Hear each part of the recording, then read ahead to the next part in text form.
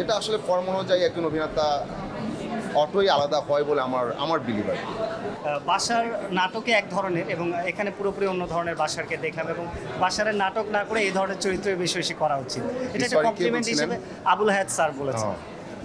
আচ্ছা, এই ব্যাপারটা হচ্ছে কি, এটা কাজের ফর্ম অনুযায়ী না প্যাটার্নটা চেঞ্জ হয়ে যায়। এখন যদি আমি মঞ্চে অভিনয় করি আপনি বলবেন যে মঞ্চ অভিনেতা বাসার, আমি যদি যাত্রা প্লে করি আপনি বলবেন যে বাসার যাত্রা করলো, হ্যাঁ যাত্রা একটা রোল প্লে করলো। আমি নাটকে অভিনয় করছি সেটা থেকে অভিনেতা স্বীকৃতি পাওয়া আপনাদের কাছ থেকে, বা আমার ওটিটির কাজ করে আসা, বা শুরুতে এই নাটকেই শুরু করা আসলে ক্লোজার কাছে আসার গল্প দিয়ে, তারপর সিনেমায় কাজ করা। তো এক একটা কাজের ফর্ম এক এক রকম, ট্রিটমেন্ট এক এক রকম, এবং আপনার সময় ব্যক্তি এক এক রকম। সো এটার শুটিং প্রসেসও আলাদা। তো সেখানে গিয়ে যদি একজন যথাযথভাবে চরিত্রটাকে চিন্তা করে, গল্পটাকে চিন্তা করে, আমার মনে হয় যে এই পরিবর্তনটা খুব স্বাভাবিকভাবেই চলে আসে। আর আমি সবসময় বিলিভ করে আসলে অভিনয়টা করার চেষ্টা করি। তো সেই জায়গা থেকে আমি যখন এটা কোন ফর্মে কী করছি সেই ব্যাপারে খুব বেশি আমি আসলে উদ্বিগ্ন থাকি না বা কনসার্ন থাকি না।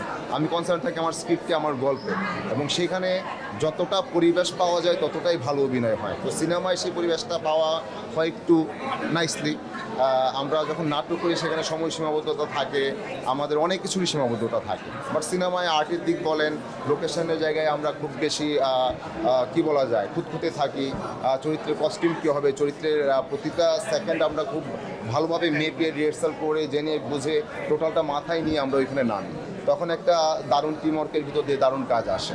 সো এটা আসলে ফর্ম অনুযায়ী একজন অভিনেতা অটোই আলাদা হয় বলে আমার বিলিভ আর কি। দেশে দেশে সবার সাথে দ্য নিউজ।